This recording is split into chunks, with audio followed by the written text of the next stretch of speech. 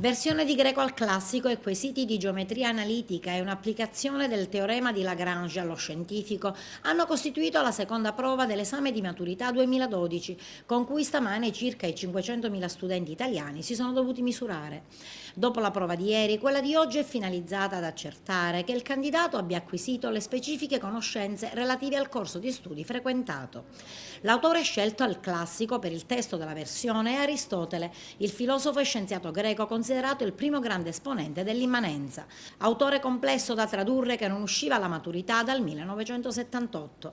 Il titolo del testo proposto è Non il caso, ma la finalità regna nelle opere della natura.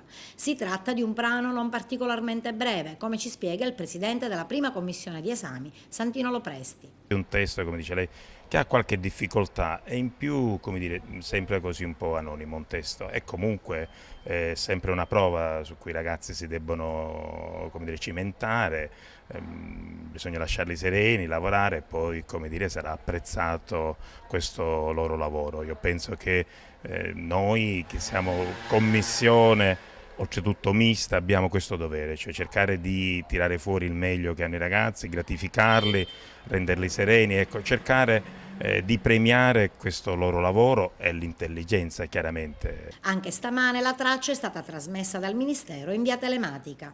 Si archivia una modalità che aveva funzionato per un certo periodo di tempo, ma che inaugura con quest'anno, diciamo, l'uso delle tecnologie anche nella traccia ministeriale dell'esame di Stato. Non è mancata l'ansia anche da parte di chi come referente di sede doveva gestire questa fase iniziale, che però in questo momento ci sentiamo di dire che si è svolta regolarmente nel rispetto dei tempi, nel rispetto delle modalità che erano state indicate, avendo seguito tutte le istruzioni che sono state impartite appunto nella fase precedente. E stamane gli istituti tecnico-professionali hanno affrontato una prova tecnico-pratica laboratoriale. Dopo questa seconda prova, appuntamento il 25 di giugno con il quizzone. Sarà un esame impegnativo?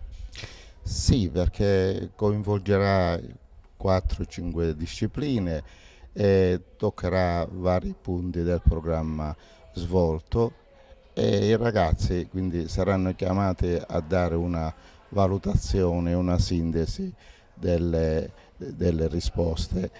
Sono tutti personalizzati, non è quindi il solito questionario sì, no o la risposta esatta. Loro debbono quindi dare le risposte con una relazione sintetica, con un giudizio e quindi riferendosi a tutte le nozioni e le conoscenze che hanno acquisito durante gli anni scolastici.